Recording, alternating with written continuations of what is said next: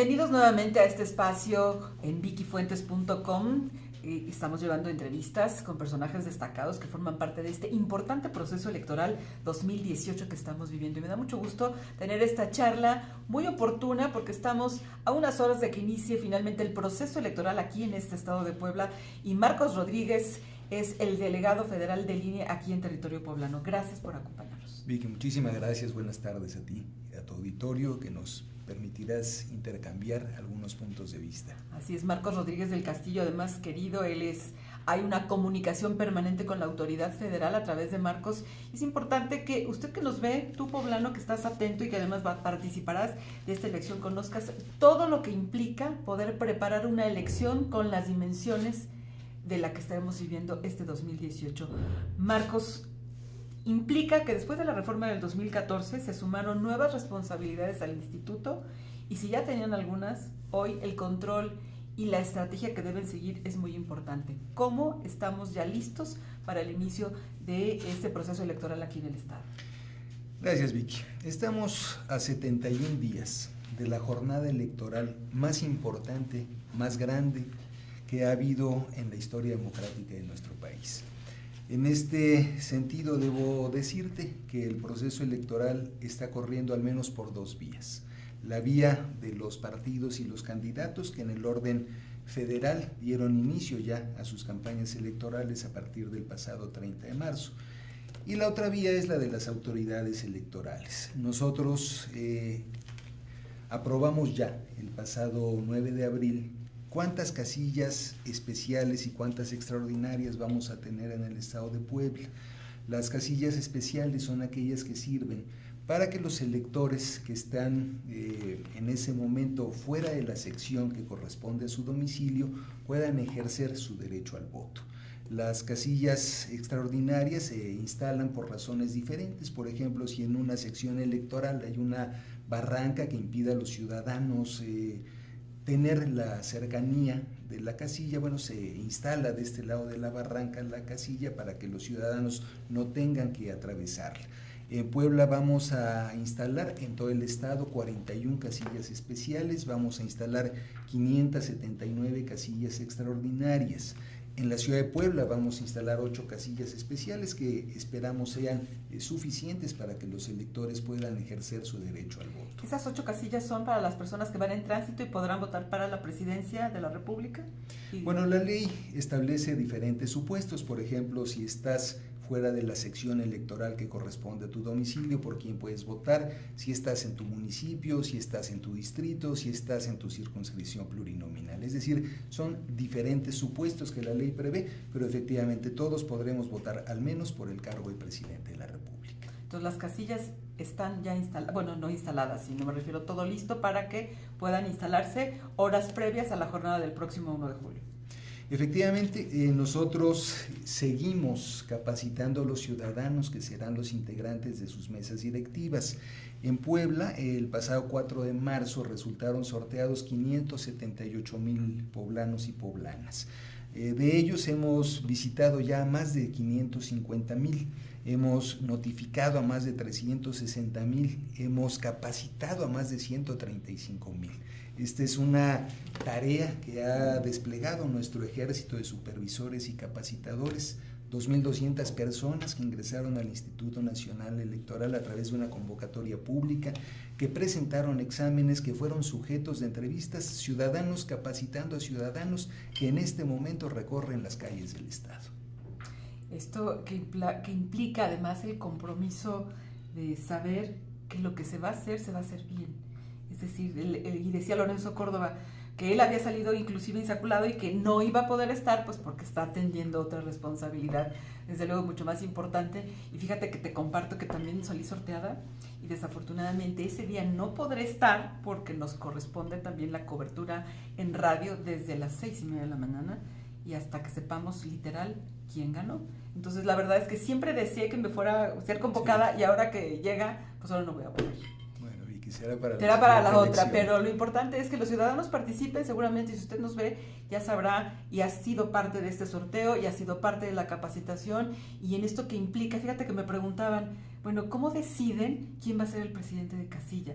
Y cómo participan los partidos políticos en cada casilla. Sí.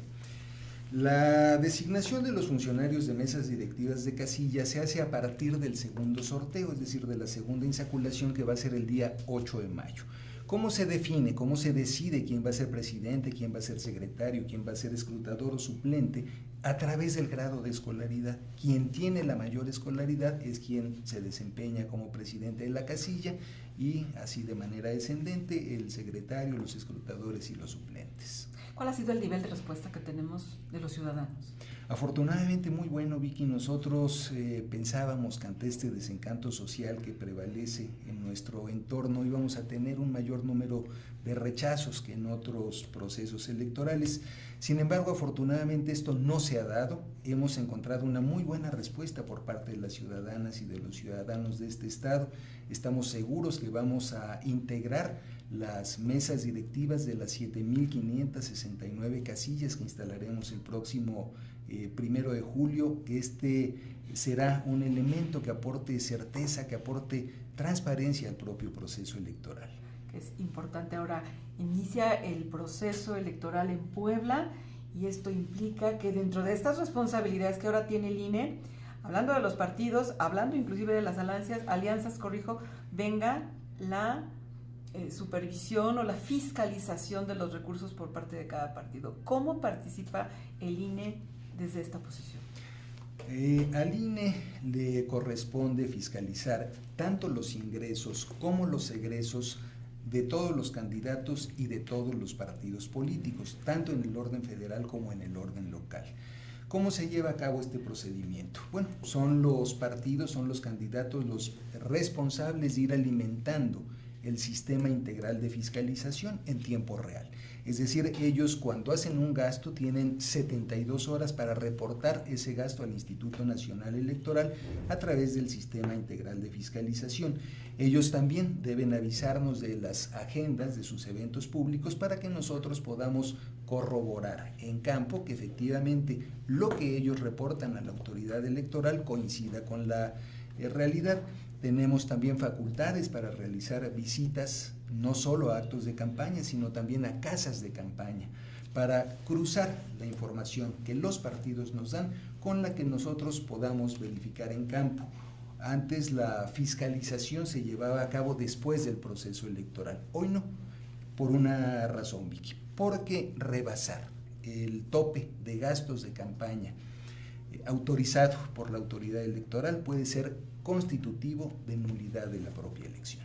Que inclusive se decía en precios competitivos de lo que se está reportando, por ejemplo una lona, un número importante de sillas en algún evento, los meetings, en fin, que además me gustaría que pudiéramos compartir con quienes nos están viendo, para un candidato, por ejemplo, presidencial que hemos tenido en Puebla, que está la candidata o el candidato al gobierno del estado y que además se suma el candidato o la candidata a la presidencia municipal y participan los tres, se prorratea todo el costo para cada uno y acumulan.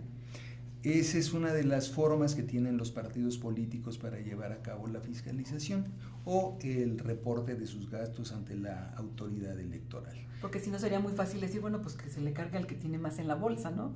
Claro. Puede ser el candidato presidencial y no, digo, es de manera equitativa que se están distribuyendo los gastos. Sí, así lo establece el reglamento de fiscalización del instituto. ¿Cómo puede ver cualquier ciudadano en la página cómo van los gastos de cada candidato? En la página del Instituto Nacional Electoral, que es www.ine.mx, hay una liga, un vínculo que dice fiscalización. Ahí el ciudadano puede entrar y esto es público, pues cualquier persona puede tener acceso a esa información y ahí te va a desplegar por entidad, por candidato, por partido, cuánto han reportado ante la autoridad. ¿Tiene que ser diario? Por ejemplo, ya corriendo las campañas, si alguien deja de alimentarlo, ¿hay una sanción o hay un llamado de atención para decirle, oye, tienes 3 días que no me estás cargando lo que estás gastando?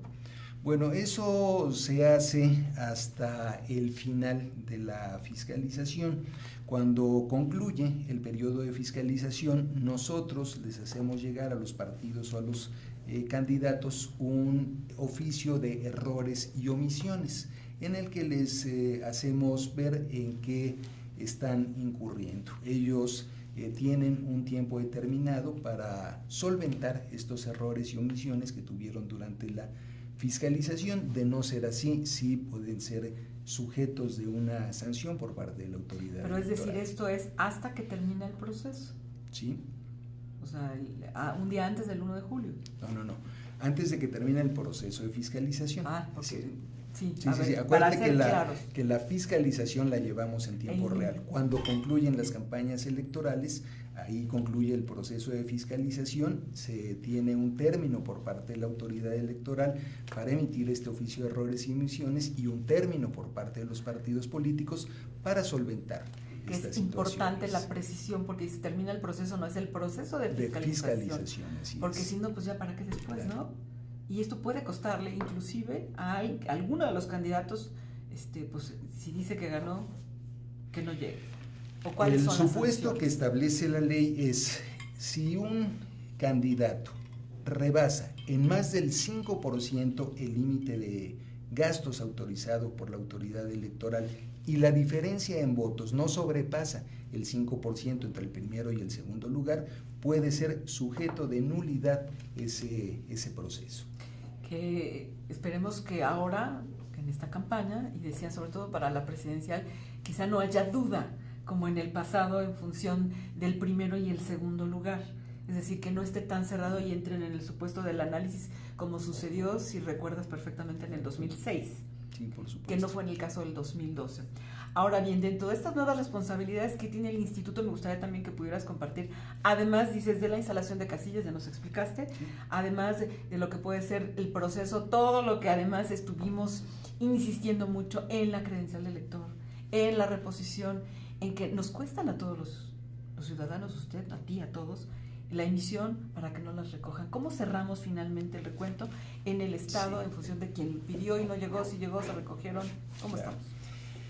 El día 16 de abril fue la fecha fatal para que los ciudadanos que hicieron su trámite ante el Registro Federal de Electores pudieran recoger su credencial para votar.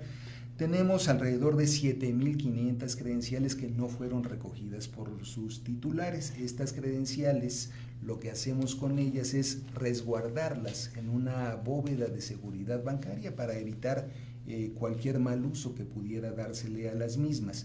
Y van a ser puestas a disposición de sus titulares una vez que concluya la jornada electoral, es decir, a partir del 2 de julio, los ciudadanos que hicieron su trámite y las ciudadanas podrán recoger estas micas.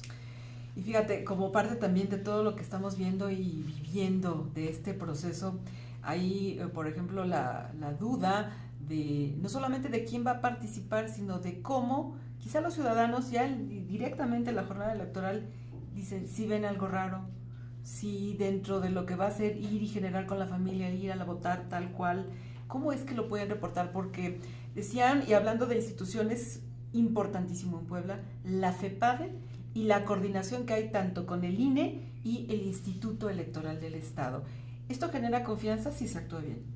Sí, por supuesto. ¿Cuál es el procedimiento, Marcos? Habrá, y esto ya lo acordamos con los integrantes de la Fiscalía Especializada para la Atención de Delitos Electorales, una persona en la sede de la Junta Local del Instituto Nacional Electoral, un agente del Ministerio Público de la FEPADE, otro agente de la FEPADE en las instalaciones del Instituto Electoral del Estado. Ahí podrán presentarse las denuncias, pero podrán hacerse también en la delegación de la Procuraduría General de la República o bien en la Fiscalía del Estado. La Fiscalía del Estado recibe las denuncias y las remite a la PGR para que la FEPADE se encargue de su resolución.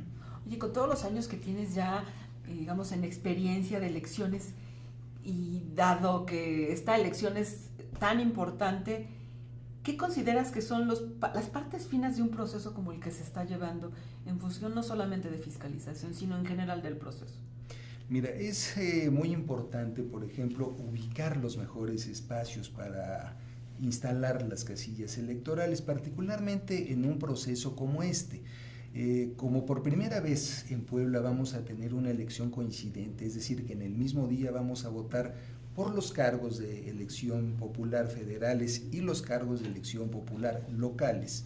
Habrá una casilla única, es decir, un solo espacio donde los ciudadanos vayamos a votar por ambos cargos. Entonces esto nos obliga a buscar espacios más amplios porque habrá no solo 4 funcionarios de casilla, como estamos acostumbrados a ver, el presidente, el secretario y 2 escrutadores, sino que hoy la ley nos obliga a designar a un secretario más que se encargará del llenado de actas de la elección local y a un escrutador más que se encargará en la casilla del escrutinio y cómputo de la elección local. Los partidos políticos tienen derecho no solo a acreditar a un representante, sino a 2 ante la casilla, uno que pueda observar los actos de la elección federal y otro que pueda observar los actos de la elección local. Entonces, esto es muy importante, ¿dónde ubicamos nuestras casillas? Otro elemento fundamental es la capacitación de los funcionarios que se van a encargar de operar las mismas. Hay un procedimiento que podría yo decirte barroco para integrar a las mesas directivas de casilla. Hay una primera insaculación, un primer sorteo basado en el mes calendario que sortea el Consejo General, que en este caso fue el mes de febrero. Se visita a todos los ciudadanos que resultaron sorteados y de ahí se obtiene un universo menor, que es el de los ciudadanos que cumplen con los requisitos de ley para ser funcionarios de casilla. Y que serán los que van a estar directamente ahí. Vamos a una pausa y cuando regresemos nos terminas de decir esta parte del proceso de quiénes estarán y además qué va a pasar con las 6 boletas que nos van a dar las locales y las estatales. Pensaba que si eran 2 filas, es una sola. Todo esto cuando regresemos.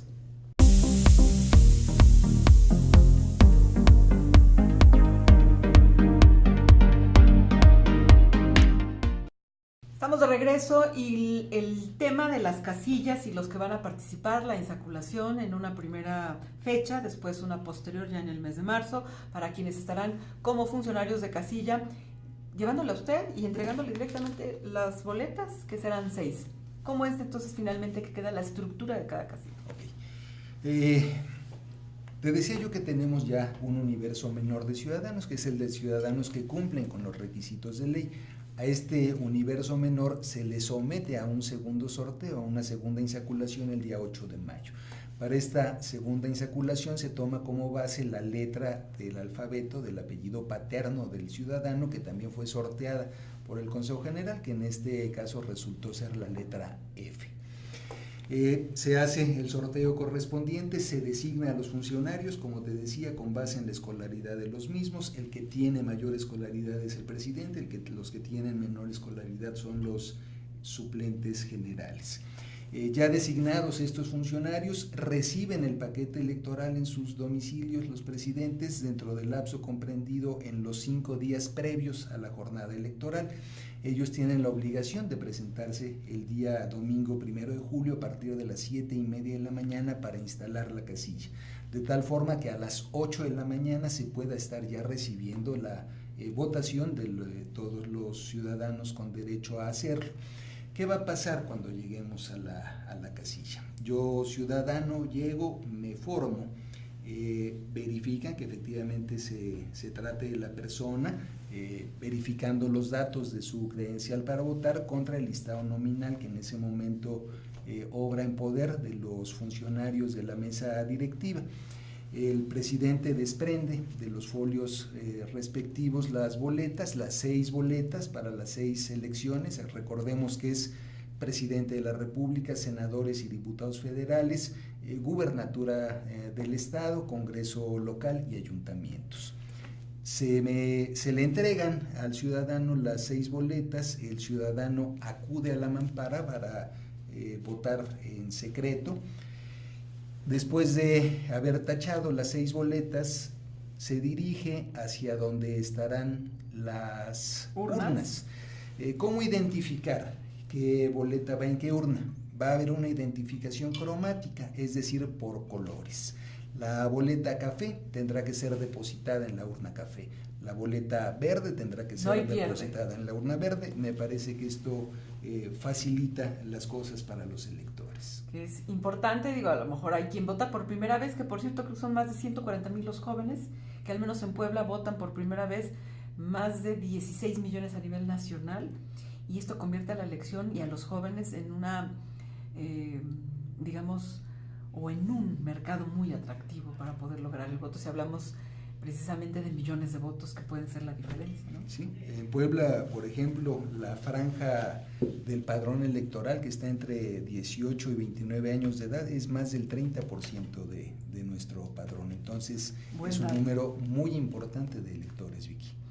Ahora bien, el cómo tendremos los resultados. Se habla precisamente de tener la certeza, se discutió mucho en el INE con los consejeros acerca de si el PREP, si lo vamos a seguir, si no, en qué momento tendremos información confiable. Y otra de las recomendaciones que se hace desde el INE es acerca de las famosas fake news y de cómo se iba a tratar de vigilar para que no hubiera información antes de la hora que el INE tiene acordada para poder saber realmente quién ganó, que además los primeros datos, si estoy mal me corrige, serán el dato de la presidencia de la República. Así es. Hay diferentes formas de dar a conocer los resultados electorales. Una de ellas es el conteo rápido. El conteo rápido es una proyección estadística que se hace a partir de una muestra diseñada por expertos en demografía, en demoscopía, en actuaría, así de cosas muy extrañas. Pero finalmente esta muestra nos sirve para recolectar la información de las casillas que integran la misma, y de ahí se obtienen dos datos. El de la elección federal, que servirá para dar a conocer, estimamos que sea alrededor de las 11 de la noche, la proyección de resultados de quien resulte triunfador al cargo o triunfadora al cargo de presidente de la República. Y también el INE va a llevar a cabo el conteo rápido en aquellas entidades donde habrá cambio de titular del Poder Ejecutivo, como es el caso de Puebla. Estos resultados se le entregarán a los titulares de los organismos públicos locales electorales correspondientes para que ellos los puedan dar a conocer al público. El PREP funciona de manera distinta. El PREP se va alimentando poco a poco en tanto van llegando las actas a las sedes de los consejos distritales, y de manera continua va haciendo pública la información sobre los resultados preliminares de la elección. Los resultados definitivos se conocen a partir del miércoles siguiente al de la jornada electoral, cuando se reúnen los consejos distritales para llevar a cabo el cómputo de las elecciones. Pues es importante conocerlo. Y hay otro tema que pues nos preguntan también mucho y tiene que ver con la seguridad el día de la elección. Digo, estamos iniciando campañas aquí en Puebla, pero para el día de, dicen, es el INE quien tiene que proporcionar la seguridad en las zonas aledañas a las casillas, y la respuesta es no, pero hubo también información a través de Lorenzo Córdoba muy puntual con una petición a la Secretaría de Gobernación a nivel nacional para que sean entonces ellos quienes se encarguen de brindar la seguridad que necesitamos. Así es, Vicky. Como instituciones electorales no tenemos ni el mandato constitucional, ni las herramientas, ni mucho menos los conocimientos para hacernos cargo de la seguridad pública. Eso le corresponde a otras instancias del Estado mexicano, con quienes debo decirte que sí tenemos una coordinación muy estrecha. Debo señalarte también que el entorno social en el que se está llevando a cabo el proceso electoral no ha sido un obstáculo para el desarrollo de nuestras actividades, que todas y cada una de las tareas se han cumplido en tiempo y forma de acuerdo con el calendario que aprobó antes del inicio del proceso electoral el Consejo General. De tal forma que creo que el ciudadano podrá tener la certeza de que el día de la jornada electoral y esta coordinación que tienen las autoridades electorales con las autoridades de seguridad pública garantizará que puedan emitir su voto en un clima de paz y de tranquilidad. Es importante considerarlo. Y finalmente me gustaría que como parte de todo esto que implica números, que implica un gran trabajo por parte del INE a nivel nacional, pero aquí en Puebla con la delegación que tú tienes a tu cargo, ¿cuántas personas te apoyan aquí en Puebla y estarán listas en el estado? Mira, en la Junta Local Ejecutiva, que es el órgano delegacional, trabajamos alrededor de 120 personas en este momento. Tenemos contratación temporal de 2.200 entre supervisores y capacitadores electorales, y en nuestras juntas distritales en este momento están trabajando alrededor de 1,000 personas. Entonces es todo un ejército, pero este ejército no tiene nada que ver con el ejército ciudadano que nos acompaña, con el ejército ciudadano que se encargará de integrar las mesas directivas de casilla. Las 7,569 casillas que instalaremos requerirán de la designación de más de 69,000 poblanos para operarlas, y esa es la verdadera fuerza de la elección. Si me permites, claro. Digo esto: el INE no hace la elección. El INE organiza la elección y quien hace la elección son los ciudadanos. Por eso es importante que si dijeron que sí y fueron a la capacitación a que el día lleguen, pues es que no se ha instalado tal casilla porque no llegó el presidente. Y si no está el presidente de la casilla, no se puede instalar la casilla. Bueno, sí hay una previsión legal. Si no se presenta el presidente, al secretario se le habilita como presidente. Si el secretario no está, se le habilita al primer escrutador. Y bueno, la ley tiene previsiones en este sentido, pero claro, es muy importante que se presenten los presidentes de casilla. Oye, hay todavía dicen, zonas en la República Mexicana que se rigen bajo usos y costumbres. Sí. ¿En Puebla? En ningún caso, al menos para la elección federal, tenemos esta situación. En todos los casos es a través de voto constitucional. Tal cual. No es Así el caso, por ejemplo, de Oaxaca o de Chiapas, que todavía tienen algunas zonas que se rigen bajo usos y costumbres. Sí, pero esto más bien es para la elección de sus autoridades comunitarias, por ejemplo, no para la elección presidencial, no para la elección de ninguno de los participan todos federales, es correcto. Ahora, ya hablando un poco rápidamente del tema de Marcos Rodríguez del Castillo, ¿cómo te has sentido en Puebla? ¿Has estado en otros estados? En 2015 llegaste a este estado, en noviembre del 2015. Y pues es un cambio, ¿no? Hemos visto otros delegados y yo considero que siempre esta buena relación que se da entre los delegados en general y los medios de comunicación, pues el que se beneficia es el ciudadano. Pero ¿cómo te has sentido? Muy a gusto, ha sido todo un reto profesional, pero debo decirte que yo soy poblano, que mi familia vive en Puebla, que mis hijos viven en Puebla, que mis muertos están en Puebla.